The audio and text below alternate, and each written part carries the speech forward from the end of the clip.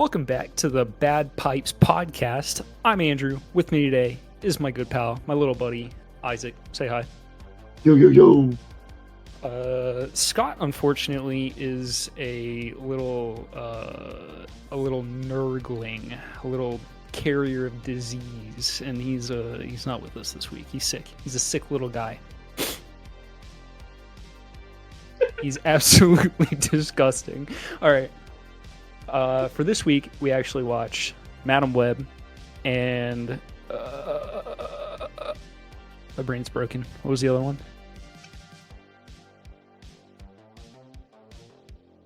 I forgot too. I just watched Madam Web. Fuck. Well, let's just talk about Madam Web, and then eventually one of us will remember it. I didn't know there was another one. I thought it was just Madam Web. I totally forgot. Oh, God. Scott would be like, I'm so disappointed in both of you. Yeah, well, he should have been here then, if he wanted to chide us. That's amazing. That's hilarious. I love that your brain broke, and then you got to me.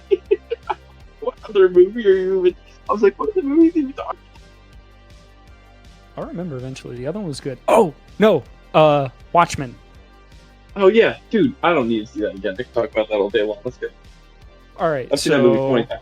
I think we're talking about Madam Web first, since this is the one Since it's probably... dog shit. Yeah. Whoa! Spoiler alert. All right, so it's been a few months since this came out. I think we all know that it was not received well. Big Sony flop. Another L Rizz for Sony this year.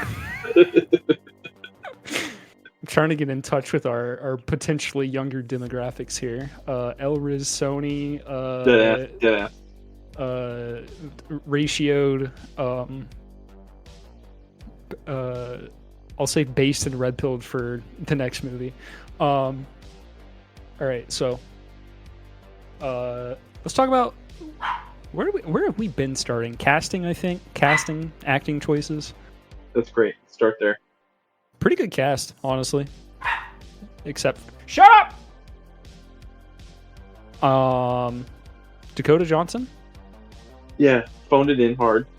Yeah, terrible acting choices, but also Nobody was directing her, so it's her fault. yeah. I'll say this: she's pretty. Yep. Factual. And it's almost I'm gonna go fight that dog, dude. No, you won't. You love that dog. Yeah, it doesn't mean I won't eat her. She'd kick your ass anyway. I'll put that dog in a fried rice, dude. All right, so Dakota Johnson, very pretty. Yep. The 2 hours it took to watch this movie, she almost made it worth it. Just because she's in every scene. The one thing too is, I'm not sure if you saw this before the movie was released. They did these stingers that were like, go see Madam Web before it comes out. And she was like, she was like featured, and it was like 10 seconds or 15 seconds of her talking, and then like a 10 or 15-second stinger for the movie, like a teaser. But she introduced the teaser in the like sultriest, deadpan. No, the sultriest way I've ever seen a human talk about a movie trailer. Oh, really? It was like, I remember when they dropped, I was like, wait a second, is Madam Web a porno? Like, what is this movie? What is this? That's how she delivered the reading for the stingers. So if you haven't seen those, go look them up, because they are very entertaining and hilarious. I remember the first time I saw it, I was like, no, this is not real. This cannot be real. It's real. Yeah, so she's decent. The guy who plays the bad guy sucks. I don't even know. Yeah, he was terrible, dude. And the amount of times that they ADR'd his voice, his it lines, was like basically he would start to say something, then they would cut away from his face, and you'd see like the back of his head for everything he said, or you'd get like the close up of the hacker woman girl who I think just disappears at some point in the movie. Like I don't remember what happens to her. She just nothing happens with her, I think. Real bad CGI at the end too. The whole end fight scene is just like really bad CGI. Oh yeah. Pretty much everything with him was bad CGI. So like when he's doing Spider-Man shit, he's like, it looks bad. I'm pretty sure if you went back and watched the Sam Raimi Spider-Man, the CGI in that was probably like, what, 02? It was probably on par with that.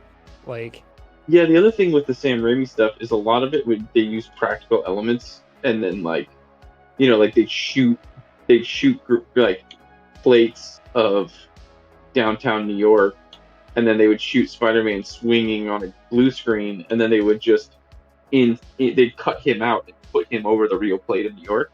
One thing that a lot of CGI that happens now that I see more often than not is they'll just do complete, like the whole scene, like everything in the scene is computerized or CGI, except for the actor, and that just always looks better.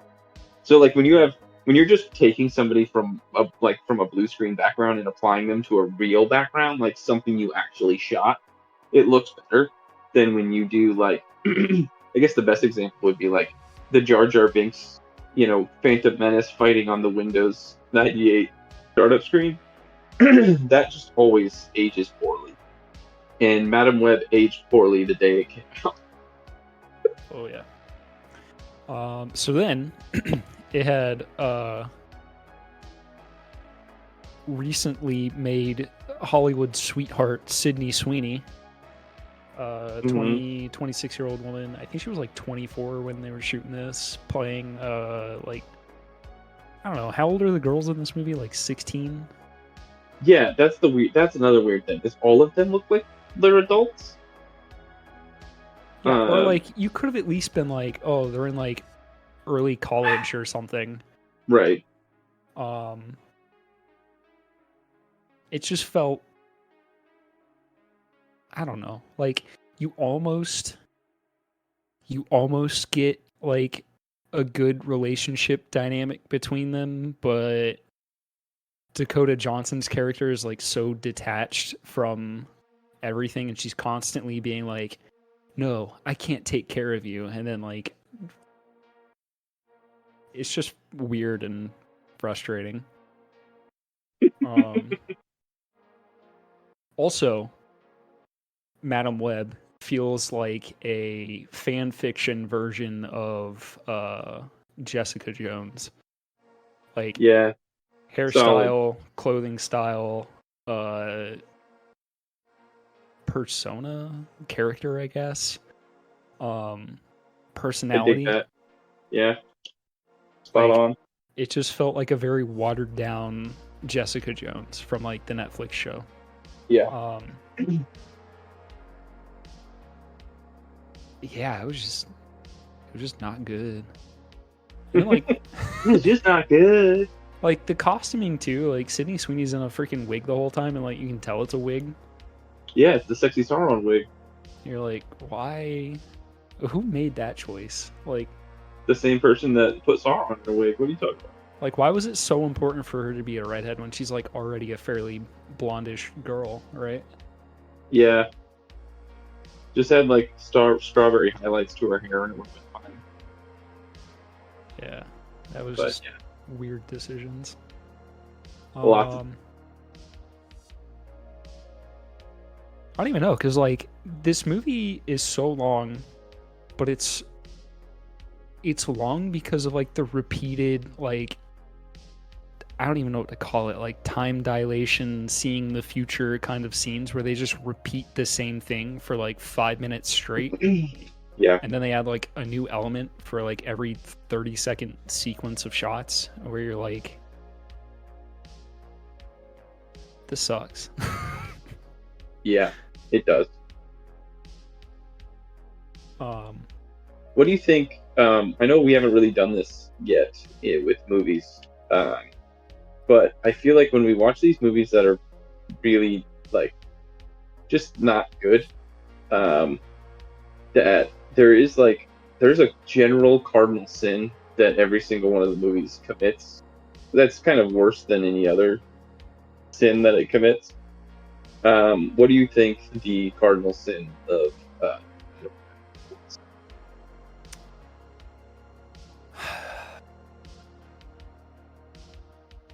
I think it was.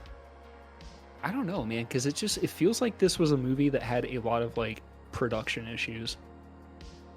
Yeah, I would say number one for me, first and foremost, is that the script is just absolute horseshit. Yeah, the I script don't know sucks. what anybody's saying or what it's supposed to mean for the majority of the runtime of this movie. Yeah. I Like, don't know it why I'm almost feels supposed like none to of care. the actors knew what they were doing either. So it Yeah. feels like they were getting a page of script, shooting the scene, and then Yep. like the next time they Yep. were shooting a scene, getting the page of script, and then just like reading it. I think that's exactly. Which feels like that feels like an issue that's happening nowadays, just like across the board, where it's like, uh, you hear about like, oh, we're gonna be making a new Ray movie, and this person's going to be writing the script, and you're like, wait a second, you don't have the fucking script figured out already? Like, if you're Yeah. announcing it, why don't you have a script already? I would say that's a broader conversation that is across the board, like you said, everywhere, is specifically the studios. The respect for the quality of the script is completely out the door. I mean, you look at these movies, Madam Web, I guarantee you the new Ray movie will have the same problem. There's 4, 5, 6 screenwriters attached to the script. And it's because they don't have this, they don't know what it is. They don't know what the goal is, what they're trying to make. And you look back at like some of the greatest movies in film history, and they all start with a phenomenal script. The script itself is phenomenal. Uh, Yeah. and I mean, you have some legends, some of the Hollywood legends, like, Alfred Hitchcock famously said, the three most important things about making a movie that you need to make sure that it is fantastic are the script, and the script. Once you have those down, you can make your movie. Yeah. Nobody gives a shit about scripted, and it I mean, blows my mind. because you see, like, these actors that are, like, oh, shoot, who were we talking about last week? I don't know. The guy that plays Carrie in Iron Claw. Oh yeah, Jeremy Allen White. Like, for a lot of his earlier stuff, like, he was an unrefined actor. But like Right. as you put progressively better scripts in front of him, like he's grown with the scripts that he's given, right? Yeah. So like whenever you take these actors that have potential, they have talent, and they are hardworking, and you give them material that challenges them, a lot of time they rise to it, right? I mean, that's the Yeah. reason they're getting paid millions of dollars to be in a lot of these movies now. Because they do those things. Right. But then you get like other people that are these like time tested sort of actors, and they get just dog shit scripts, and you're like, what the fuck was going on here? Like, I know that this person is better than this. Like, why is this so bad? And I feel like that's kind of what you're getting. You're definitely getting that in Madam Web, but in other TV shows too. Like, I think a lot of the people that are in Rings of Power are good actors, but they have dog shit to work with. Yeah. And that's half of that show's problem, is that the writing is so bad. Like we Yeah. I talked mean, about did you see Morphin the new? Clark and how we think that she is a good actress, Yeah. but Oh yeah. her lines suck. Yeah. I mean, the fact that she can even deliver them with conviction is impressive. Because they're that bad. But did you see? Speaking of Rings of Power, the new still image of Tom Bombadil that dropped? No, I saw that people have been getting mad about it on YouTube, and I haven't touched that yet. Yeah, it's pretty bad. But kind of in that vein that we were just talking about, like I think Heinlein at one point in Starship Troopers is like making an argument against communism or something, where he says like you can give the best ingredients to an unskilled cook and they'll make like slop with it, Yeah. but you can give like middling or average ingredients to a really good chef and they will probably make you one of the best things you've ever had. Yeah. That's a great And example. I feel like that fits this exactly. Hmm. Absolutely. Yeah, So that's one of my favorite. There's this Japanese guy on YouTube who's an Iron Chef or a former Iron Chef, and his son. It's like their whole YouTube channel is his son bringing him super shitty ingredients and saying, "Dad, chef this up," and then you watch him turn it into a mess. And it's always like, "Holy shit, how did you turn that into that?" 'Cause I always want to eat it. yeah. But that is 100% what Or you like have with a you lot of can this. Well, even find also, people that take the cheapo ramen from the store that's like, $1 for a package or whatever, and they get like maybe $10 of other ingredients and they turn it into like beyond restaurant quality ramen where you're like, I mhm. didn't know this was possible. The other thing too is I don't know why, but Disney, Sony, um, not Warner Brothers as much, but Disney and Sony very specifically, they've made a seemingly massive effort to uh, let people control millions of dollars, sometimes hundreds of millions of dollars, and existing IP that could be successful, who have little to no experience doing anything in the film industry. I don't know why. Um, I mean, even some people that have lots of experience, like Sam Taylor Johnson, are not good at what they do. Um, but like the woman who's doing the Acolyte Star Wars show had, you know, barely any experience. She directed some television, a couple episodes of this, couple episodes of that, but she's never done a full length TV show before. She's never showrun, which is a vitally Yeah. important role. I mean, I think SJ, her biggest success was a play that she wrote. And yeah, I think it was not like an overwhelmingly well received play. I think it was like a kind of middling thing, if I remember right, whenever I was last looking into her. well, SJ Clarkson, who did Madam Web, she had directed episodes of television, as she had directed a pilot of a show, a couple other episodes of a Game of Thrones show that never aired, a couple other episodes of television, but she'd never showrun anything before, and she never directed a feature film before. And I'm like, the budget for this movie is a lot. It's the Let me look it up. GDP of a small country. The budget of this movie was $80 million. You're giving somebody who's never made a feature film before $80 million. And it's not just that she's never made a feature film before, because obviously first time directors deserve to get their shot.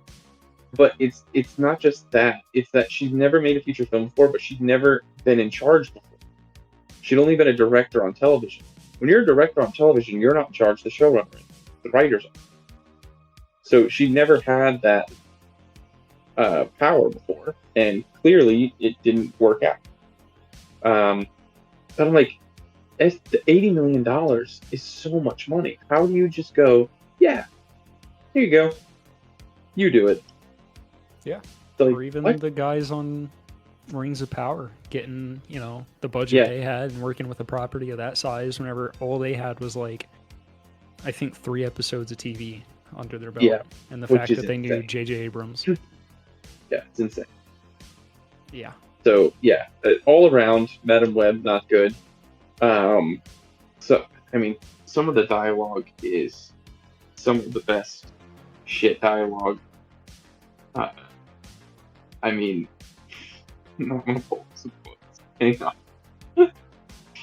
I will say this: at least they were brave enough to like put a couple of pretty girls in a movie. Yeah, good job on you. So this was in the trailer, but it is not in the. I don't believe that it's in the final film. But he says, a woman holds up a photo of a man. It says, "So who is he?" And Cassandra Webb says, "That man's name is Ezekiel Sims. He was in Amazon with my mom when she was researching spiders right before she died."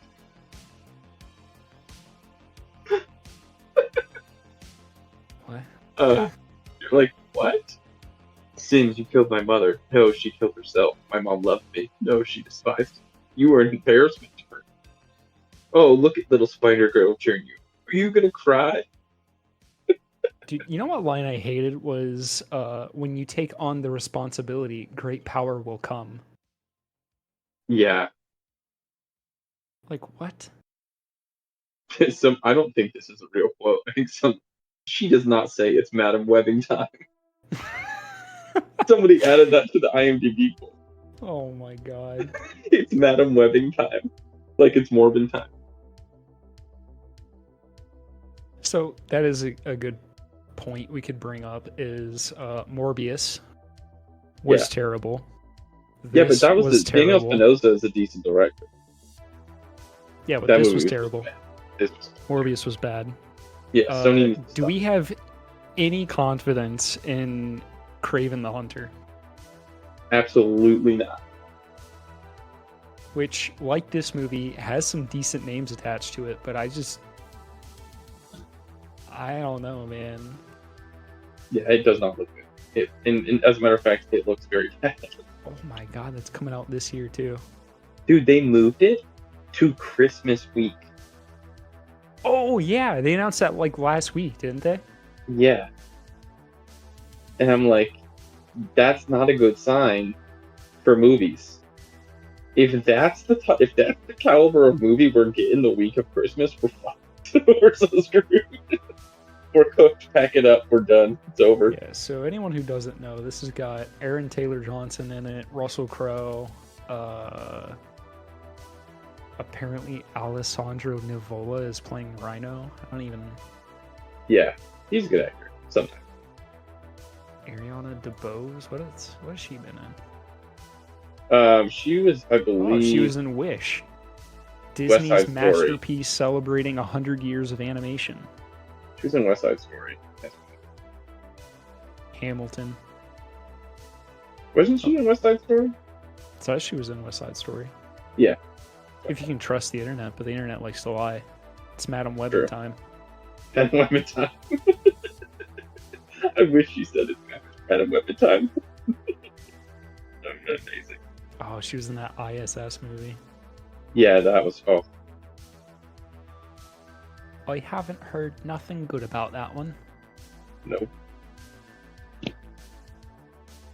Oh wow, 2.3 on Google for that. Yikes.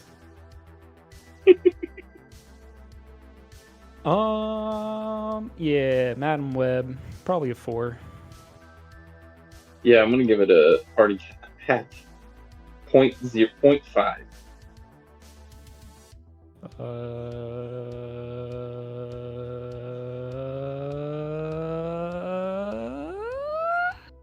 I guess we just move on now. Yeah, let's talk about a movie that's actually pretty fun to watch and is entertaining and good.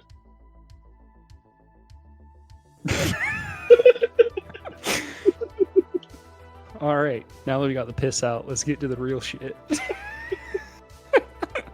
I'm so sad for Scott transition. I'm so sad Scott wasn't here to witness this. All right, so our other movie was a Zac Snyder movie. Since 300. The Watchmen. So, The Watchmen. I think it's aged pretty well. It has. It's really good. Somehow Zac Snyder has aged worse than The Watchmen.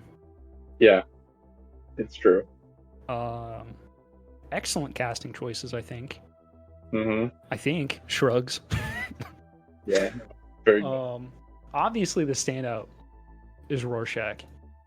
Oh yeah, Jackie Earle Haley's great. Yeah. Also Rorschach kind of based in Red Pill.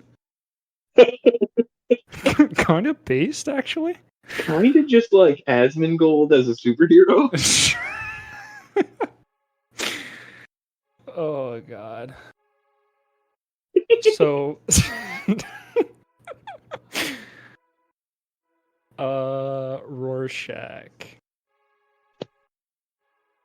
I remember like within the last year, watching like a really good video essay on Rorschach, and I could not find it again, It's a which great sucks. character.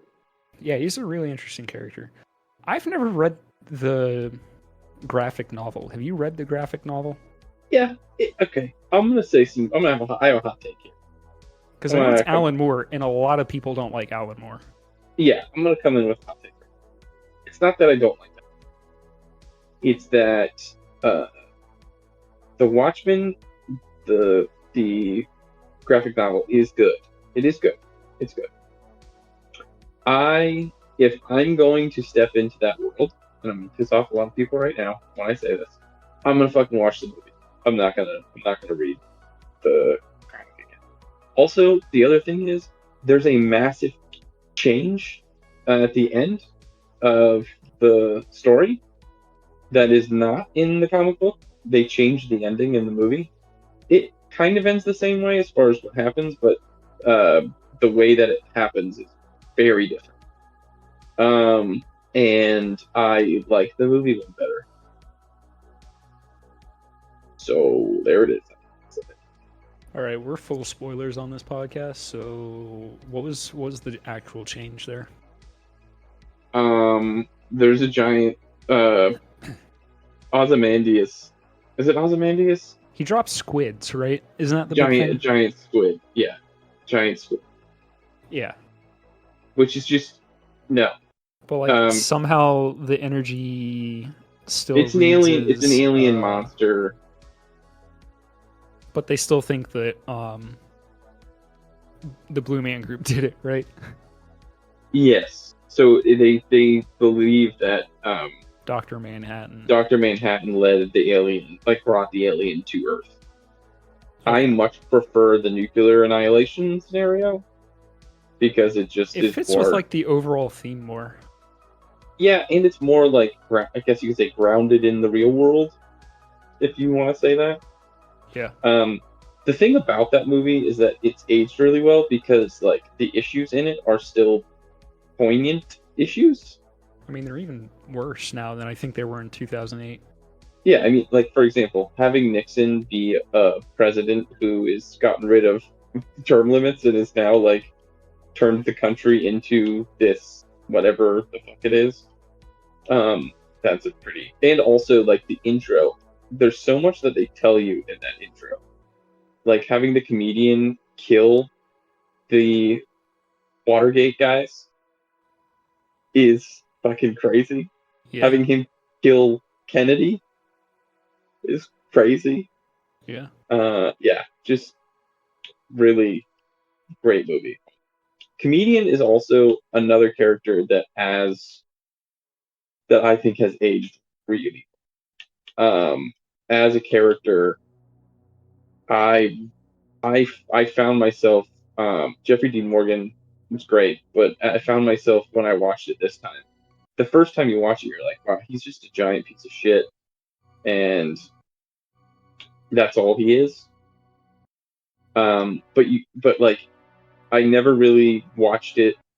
I've seen it so many times, but I never really watched it with the idea of how crucial he is to the central plot and what's going on. Yeah, for sure. And so now watching it, you're like, oh shit, he is a giant piece of shit, but also like he's kind of a product of absolute power corrupts absolutely, and like his environment a little bit. He's a horrible person. But if it wasn't for him being that horrible person and what happens to him, then Rorschach would he's never like the epitome of a cynic, right? Like, yeah, oh, everything's a joke. Like, I'm killing the Vietnamese, and it's just like a big laughing matter to me. Yeah, I mean, he's a horrible. There's that scene in the bar where he kills the pregnant lady. Jesus. Yeah. And he's such a horrible person, but at the same time, because he's such a horrible person, it like the fact that his death is the one that gets the ball rolling, is very interesting. Well, also that he's the one that like cracks, right? He's the one that's Yeah. like, no, this is too much. Like, I've done horrible things, but like, this is too much. And you kind of wonder, like, well, where did that change in him come from? And I think it's kind of implied that Silk Spectre, Oh, number it's yeah, one, it's his daughter. tells him that his, you know, he has a daughter, basically. Mm-hmm. Um, like, please, for the love of God, don't fuck your daughter. Yeah, it's horrible.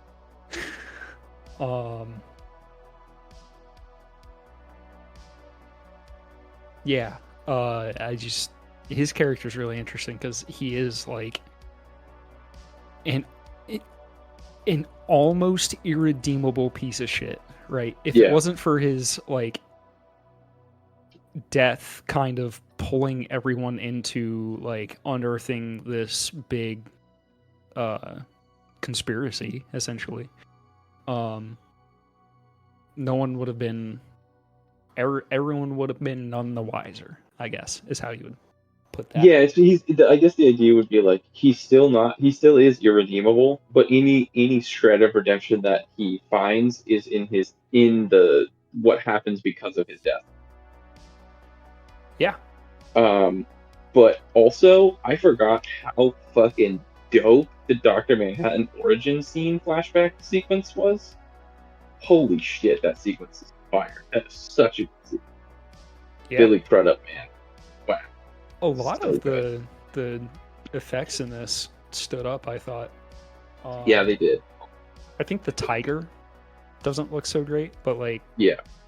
it looks fine in the movie. Mm.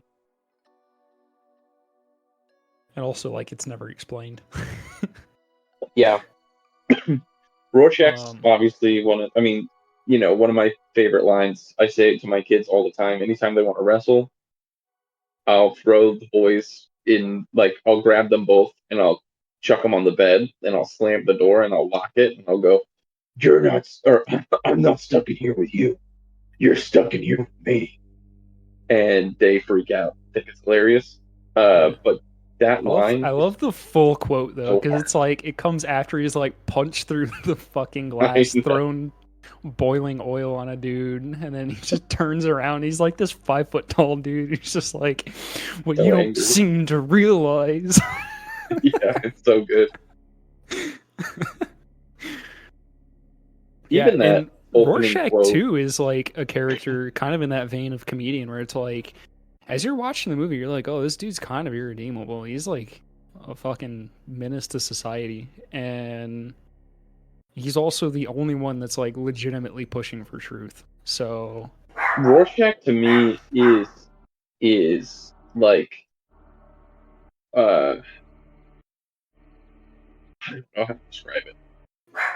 Like the purest form of Batman, like justice at any cost, I guess you could say.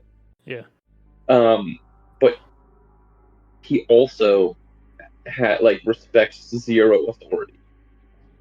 So there's that line towards the beginning. I don't know the exact quote, but it's like, and all the The streets you are know gutters. The gutters are yeah, full of blood. yeah, and all the whores and politicians will look up at me and say, "Save us," and I'll look down at them and say, "No." Yeah. Uh, and you're But just then like, what does he do? He saves them. does. Yeah, Yeah. Because I heard that that's a pretty big deviation from his character in the graphic novel. yeah, it is. Um, because his character does kind of get redemption in the movie, whereas in the graphic novel, I don't think he does. I Yeah, could there's a be wrong lot though. of yeah, there's a lot of differences between uh like a lot. Um, like the secret plot, like Ozymandias' secret plot is way different. A lot of comic purists, Alan Moore fans, like I said, I like Alan Moore. I prefer. I think the most of the time I prefer movies because I love movies more. Um, Although if they ever try to make a live action Superman Red Sun, I'm gonna shoot somebody. Uh, Not literally, but like the thing the USSR was way bigger of a deal, like in the comic. Obviously, that's when it was written, but it's just I don't know. I prefer the movie. I don't think like there's massive changes like the alien monster. Um, the Well, here's my biggest gripe with Alan Moore. mm, First off, he's a filthy commie. Second, he's a deconstructual. What's the word? Deconstructualist or deconstructionist, whatever. Yeah. deconstructionist. Um. So a lot of his stuff has this like postmodern reading that just like it's not going to stand the test of time because, uh, I mean, you watch the movie now, and or I think some folk who have even read the book, like Rorschach is supposed to be like the epitome of like the right of Yeah, conservatism, um, and yet he, despite the fact that he's like meant to be this sort of like straw man kind of argument against that stuff, he ends up standing a bit taller than the other characters. yeah. I don't know what his thoughts on the movie were, though, as far as like the author's thoughts on this movie. Oh, I'm sure he hated it. Alan Moore hates anything that anybody ever does. Yep. So did Marx. So Yeah, okay. It says Alan Moore said that he absolutely despised Zack. that makes sense because, well, Marx went in. He also If you weren't said on that their side, they were the epitome of the enemy. So he also said that he absolutely abhors the HBO series as well, and he hasn't watched either. He just hates that thing. just hates that they made it. Yeah. Wow. He's never seen any of his work. I do think that he would like V for Vendetta, the movie, because V for Vendetta, that movie, is like an almost perfect adaptation of the comic. Interesting. It's a great V for Vendetta. So good. Yeah, I don't know. I just kind of recently I've become a fan of like Steelman argumentation. And I think it's just like morally what you should do if you're like actually trying to tear down an argument or something. What do you mean? So a Steelman argument is where you try to present your opponent's argument as strongly as possible so that they cannot disagree with the way that you're about to argue against it.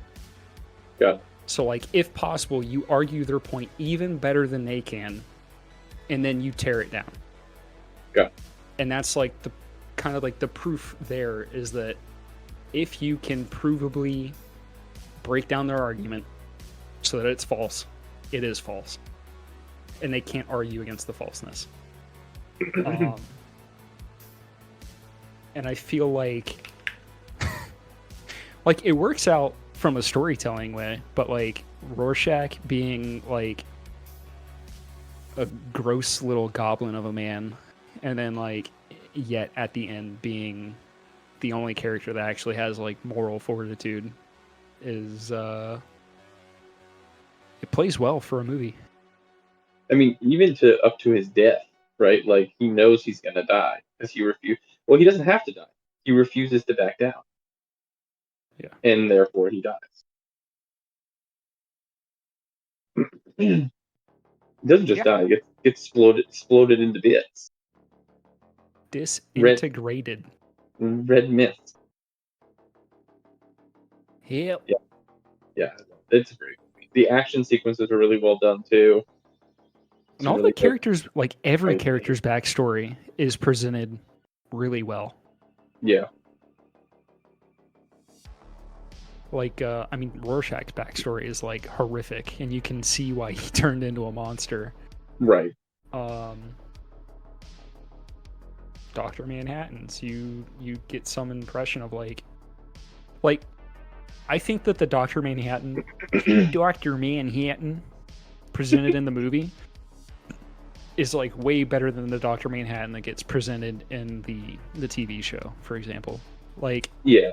the one in the TV show is like the antithesis of what his character was. I think both in the movie and in the graphic novel, because the whole point is like he's so detached from humanity that he just stops caring when people die because like he doesn't see them as like he doesn't see individuality as like something that should be preserved, right?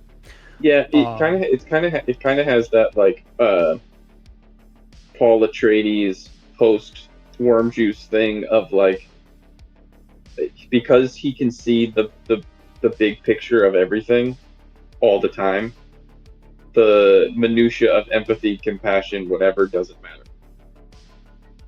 Yeah. And that, yeah, that like defines his character.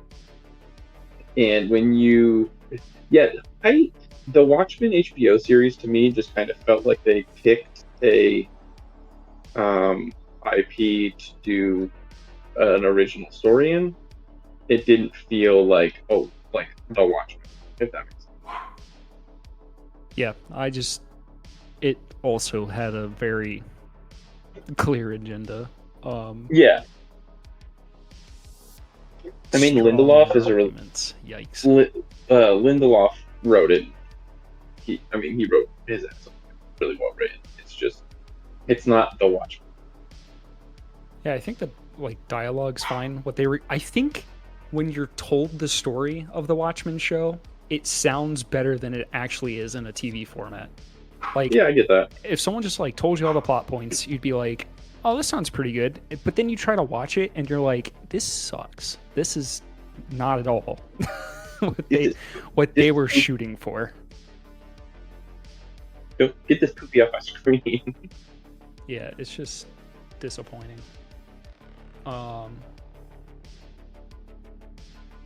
Yeah, Watchmen, I think it's aged pretty well. I'd probably give this like a high 7, like a 7, Yeah. 8.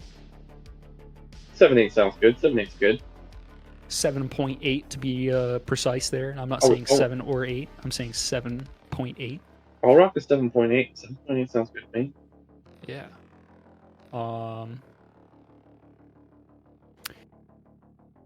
I guess that's it for the Watchmen. Bye, Watchmen. See you later. Do we have to watch every other Zac Snyder movie now?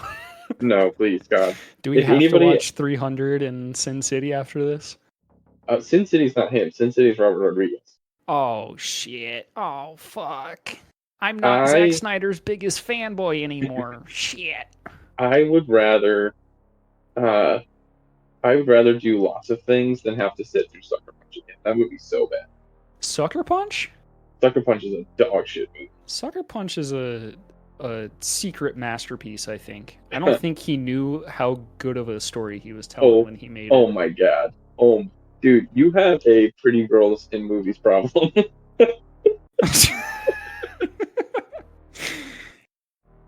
You are blinded by the female form in a film. That movie does have a lot of pretty girls in it. It does. Every girl in that movie is a pretty girl, actually. No, it's a bad movie. It's not good. It's not a good movie. It is good. If you go into it going like, oh, this is like Zac Snyder's, like, him starting to deviate and do his own thing, like, there's a lot of cool scenes in that movie. Like, he did it after 300. What do you mean start to do his own thing?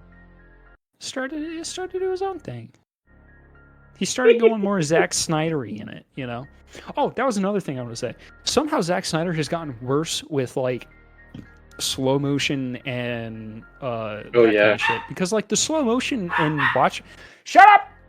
The slow motion in Watchmen is, like, good, and it adds impact. Whereas, like, Rebel Moon, Uno and Dos, it's, like, bad. It's like, he's just doing slow motion to, like, pad out scenes, and you're like, I don't understand. Yeah. Yep. Like, it adds nothing and actually detracts. Whereas in this movie, it really adds. It's like the fight with like Comedian in the beginning when he gets murdered is like, oh, so good. Yeah.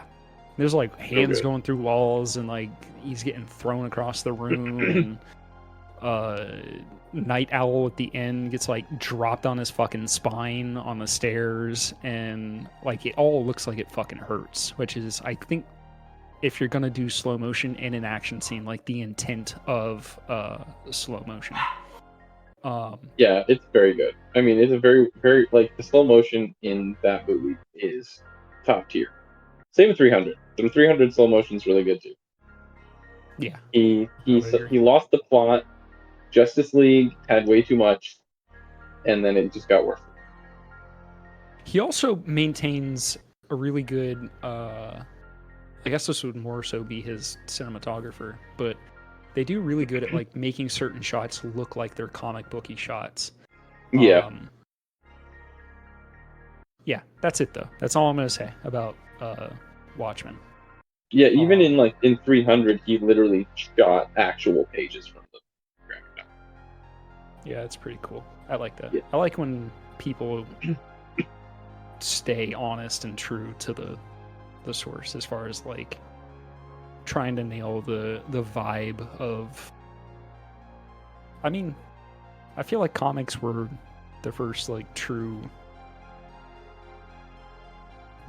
like really good visual medium for like presenting action, because it took a while for film to get good at like showing action. Yeah, I mean Buster Keaton and shit, but besides that, no, not really. It was more like set piece stunty things. Yeah. Yeah. Okay. Anything else you want to talk about? I mean, there's a lot of things going on in the world. Star Wars Acolyte drops next week.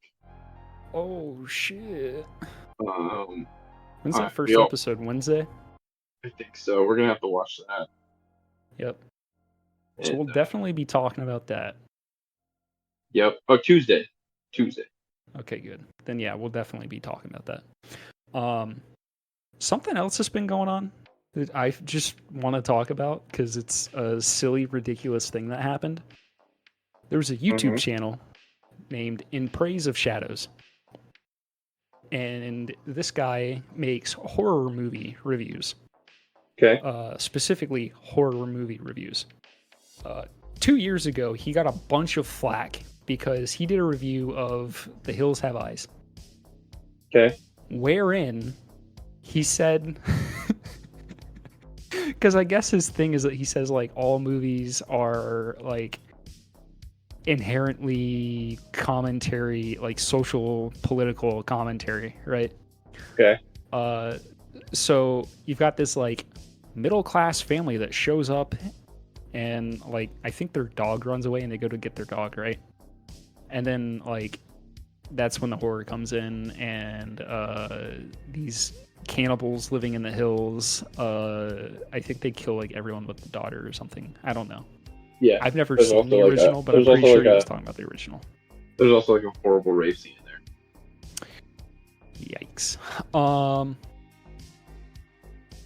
So he said that the cannibals, like, he was griping that the cannibals didn't kill the entire family because the cannibals, in his words, were represented Native Americans and black people in America. Whoa! What? Because the white people come into their land. Wow. That is not what that movie's about. So, needless to say, he caught a lot of flack for that. Yeah. Justifiably so. And he perceived it as coming from another YouTuber's community, Wendigoon. Are you familiar with Wendigoon? I am familiar with Wendigoon. All right, so Wendigoon is a dude who's friends with a lot of other fairly popular YouTubers, I would say. Mm-hmm. Your Oompavilles, your Mudahars, your... all you got to do is, like, search In Praise of Shadows drama on YouTube right now, and you'll see hours and hours of videos of people basically like tearing this kid apart. Because he essentially made a hit piece called, oh shoot, what was it? It was Wendigoon. So this In Praise of Shadows guy, he made what was essentially a 3-hour hit piece on like Whoa. Wendigoon and several of like tangentially related individuals to Wendigoon. 3 I hours. believe the title of the video was something like conservative horror movie or something like that. Okay.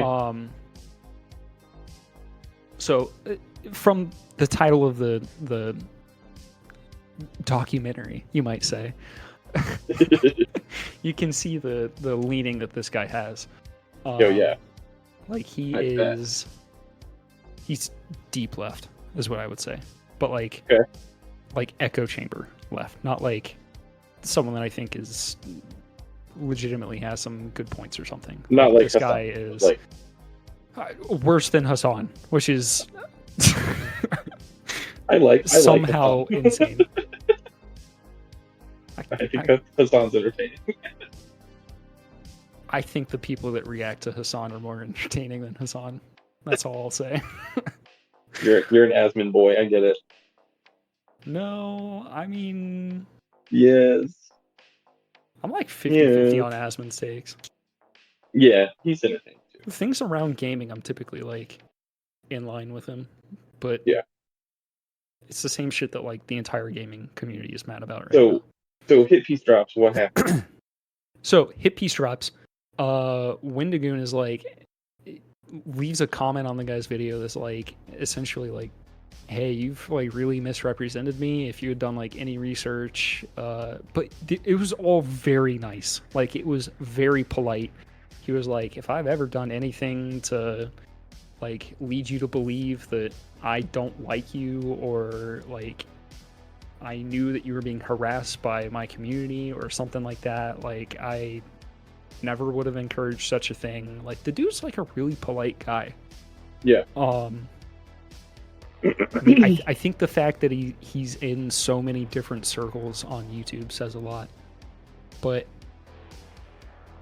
everyone else was just pissed. Like Oompaville is this dude who I think is pretty center, I would say, as far as his politics go. But at one point in Praise of Shadows says that if you meet a white person in Appalachia, you pretty much have to assume they're racist until they prove otherwise. And and Oompa was like, this is fucking ridiculous. Like, this is fucking insane. Like, 25 million people, and you're just gonna make this like broad sweeping statement that like until they prove otherwise they're racist. Like, that's an insane take. Like, it's not even, it's like unfathomably dense, essentially. Which I would agree with. Like, I mean, Appalachia's fucking huge.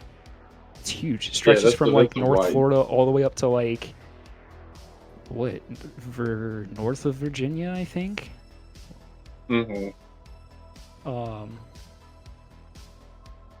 Absolutely insane take. All that to say, if you're gonna do a hit piece on someone, you really got to do your research. You got to make sure that things are vetted, and vetted well, I would say. Yeah, that's bad news. That's just kind of like news. That's like something that's going on the internet right now. The kid kicked a fucking hornet's nest, and after Wendigoon responded to it, he went out and he edited like the 40-minute segment of the video that had Wendigoon in it, and then eventually people poked so many holes in the rest of it that he just privated the whole video. And since then, he's made like a number of posts and things on the YouTube community page or tab or however that works, essentially saying that he still agreed with like the content of the video, which I think is kind of hypocritical whenever you like have been pushed to pull it down. Yeah, it's just wild. Wild. That's weird.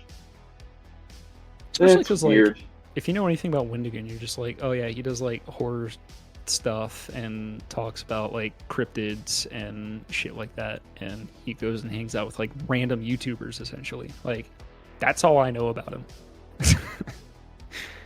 And this guy was like asserting that he was the founder of the Boogaloo Boys and all sorts of shit.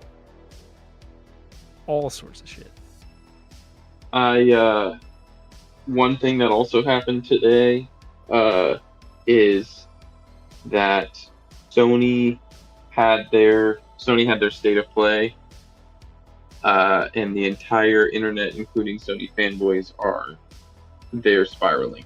People are.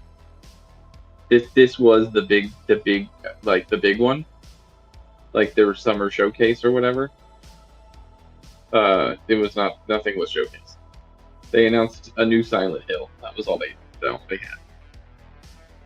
had.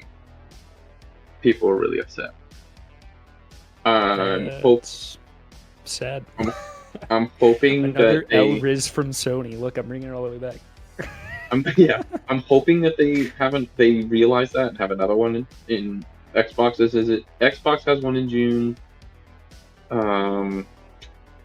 So anyway, I don't know. It was just I saw that. It's like, sorry guys, yikes. Silent Hill, not worth a state of play. Yeah, that's kind of crazy. Yeah. And then, I mean, there's like still backlash against Helldivers, and there's like all sorts of shit going on with them. Yeah. As well as like just weird shit. Like I finally looked into that. Sony censored their. All right. Sony made a game that was based on an anime. The art book for the game, they put out a little thing that was like, by the way, there are like censored pages for the Sony art book, but the one coming out for Nintendo, like Nintendo's version of it, the art book that was releasing with the same game, was uncensored. And they're like, Sony, you own this shit. Why are you censoring your own shit? Like, it doesn't make sense. Yeah, so, if Nintendo's not censoring it. Yeah, Nintendo, the platform that people say is for like little kids, like children. And they censor everything. Yeah. Yeah, that's crazy. So that's a little bit older news. That's more from like when we were talking about the Sony censorship, like probably a month ago at this point. But it just goes to show that like I don't know what's going on with Sony, and I don't think Sony knows what's going on with Sony either. Yeah, they don't. Yeah, it's bad. Things are dire. Things are dire. Speaking of dire, we did mention that we're going to be watching The Acolyte. We're going to be watching all 8 of the 30-minute episodes that they're putting out. You know what else we're going to be watching? What? Hot D, baby. Oh, yeah. But that's not till, like, October. Hot D? What are you talking about? That's next week. Hot D is not next week. Yes, it is. No way. It's coming out after Rings of Power. No, it's not. House of the Okay, Season 2 premiere. I'm sorry, not next week. Week after. June 16th. Season 2 premiere Sunday, June 16th. This month. So wait. Okay. Wait, it's House not of the next Dragon week. Season 1. It's saying June 9th for me. No, that's Season 1. This is Season 2. Is this saying Season 2? Season 2, it says, on IMDb, it says, Hot D Season 2 premiere Sunday, June 16th. What the heck? Yeah, baby, get ready. Hot D's coming back. Okay, so I guess Rings of Power is starting once House of the Dragon ends. Yes. Smart Okay. from them. Okay, So I just got it so backwards. we will start next week. I would imagine will just be a Acolyte shit fest. Um, and then Dude, if this first episode is gonna make me so mad, I can already tell it's gonna make me mad. oh yeah, I don't even want to watch it. I'm watching it because it's good content. In that vein, recently so I don't think we ever talked about it on the podcast just because it was a rumor and I didn't want to talk about rumors. But it had been rumored, oh, George Lucas is gonna come back and direct the Star Wars project. And then George Lucas himself was like, I'm not. I have nothing to do with that. Yeah, I have saw nothing to that. do with anything that they're doing. But on top of that, he also has said that in his talks with like executives, like the executives at Disney fundamentally do not understand the Force, which is something I've griped about with like every single depiction of the Force that they do. Yeah, they don't get it. Because I've always said that the light side of the Force is like living holistically with the world, is like being part of it and the world being part of you, and like there being that like flow of energy between you and the universe, right? And that the dark side of the Force is like a cancer. Once it takes root, it fucking spreads and spreads and spreads and like corrupts and destroys and kills the organism that it is in. Right. And that Disney, for some reason, acts like the light side of the Force and the black.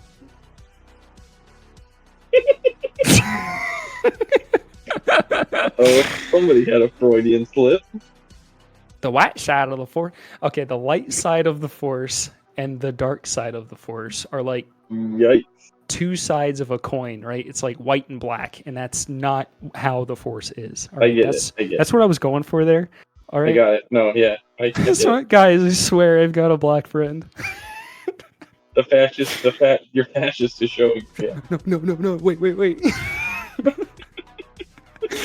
Scott's Yeah. gonna love that. So he will love that. He doesn't listen to the podcast. That gooner. He's probably just sitting at home gooning right now, I bet. A little Wendigoon. So they think that like it's two sides of the same coin, and that like you need both to be like whole in the Force. And it's like, no, you don't get it. Like, and I've been saying this for years at this point.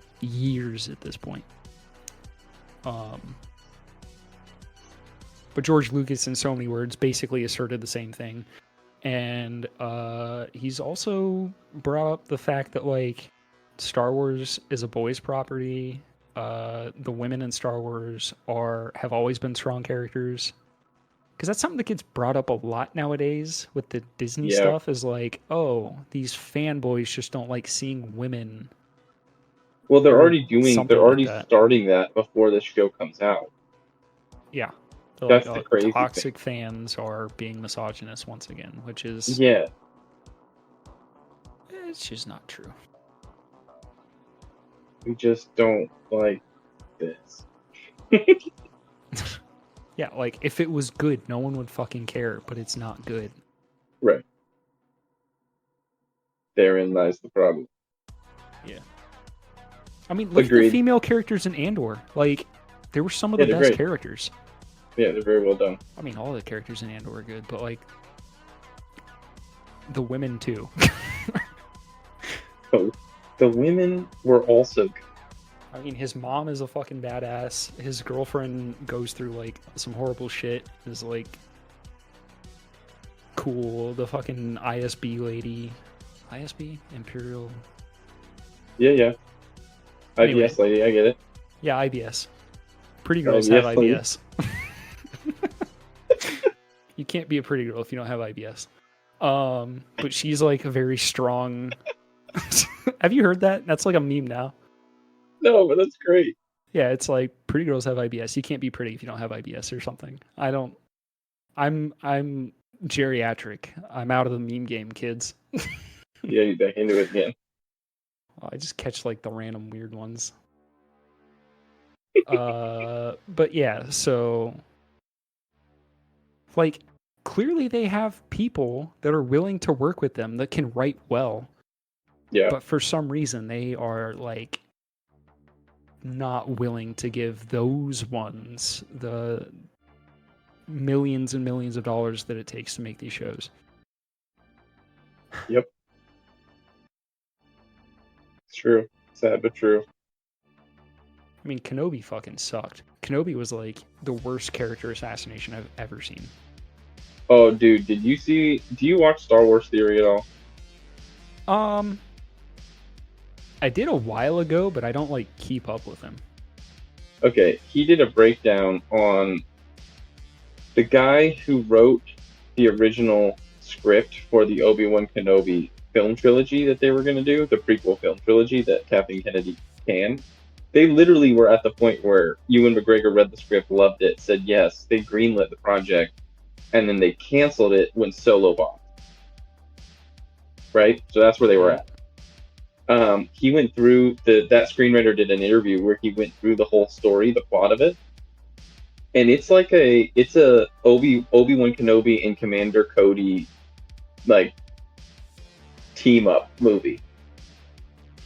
Like at one point, Obi-Wan leaves Tatooine, and he tells Cody like Cody has to stay to like keep an eye on Luke, young Luke. And then Obi-Wan goes out, but there's like the whole when he breaks down what like the story was supposed to be, it was actually good. It was actually like a good story, and then they completely got rid of it, which is just so. I mean, I could see something like that being good because like what they did instead was not good. It was objectively bad. Like even for the show, you can tell that the young character in the show should have been Luke, because like it's just they are trying so hard to like inject like a political agenda into this story, and it's like fundamentally fucking with the canon. Yeah. Which like there are pieces of art that are very good because they are like fully devoted and like their intention is to express a facet of politics or social injustice or any of those things. But like because that's their intent and they set out to do it, and they set out to do it in an artistic way, it works. But like you're taking what is the equivalent of like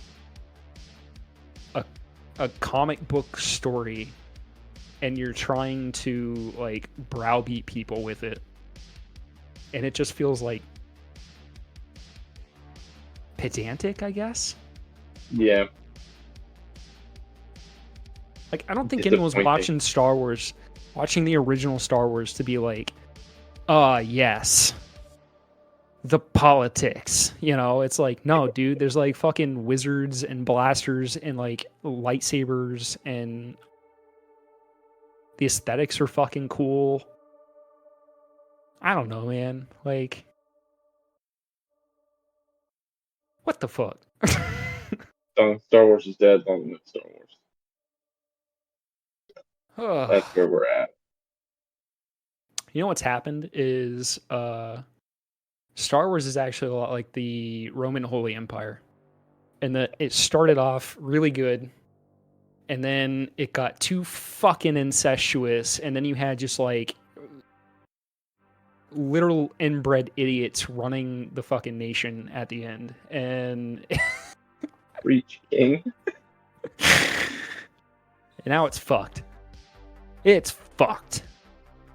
4-star. Been a long day without you, my friend, and I'll tell you all about it when I see you again. This would sound a lot better if your mic sounded better. I'm working on it. All right, I guess that's it for this week. We went on a Star Wars tangent, so that's it. If you want to follow us on X/Twitter, you can do that at BadPipesPod. If you want to email us commentary on my my black and white view of Star Wars, you can do that at cryptidworksofficial@gmail.com. And if you want to send us little kisses in the form of $1, you can do that at patreon.com/Bad Pipes Podcast. And if you do that, we'll fucking shout you out at the end of the episode. We'll fucking say your name. And we'll give well wishes to you every fucking day. I think that's it. Music by Carl Casey at Whitepad Audio. Give him a listen. Hey, Carl. Okay. Good night. I love you. Bye. Bye.